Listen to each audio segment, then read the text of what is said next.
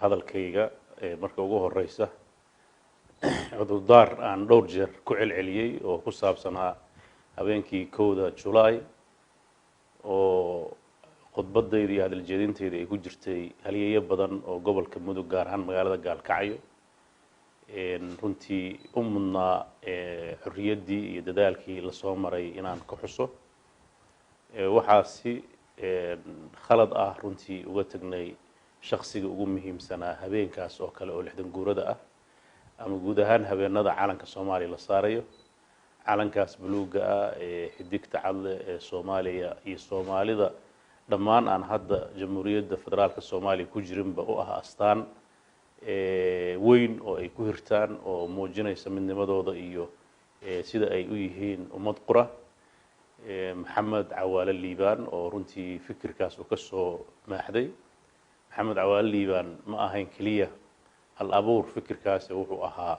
halgamayaashii ururkii SYL wuxuu ka mid ahaa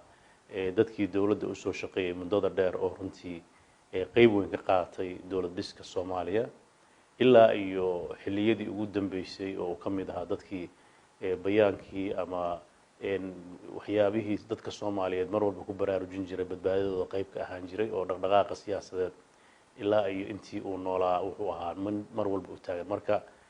cudurdaarkaas waxaan cudurdaarnaa dadka Soomaaliyeed meel walba ay joogaan gaar ahaan dadka reer Mudug iyo Gaalkacyo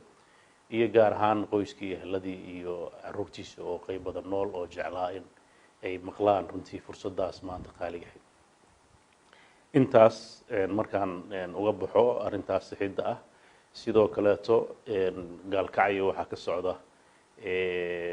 stadiumka ama meeshii ciyaaraha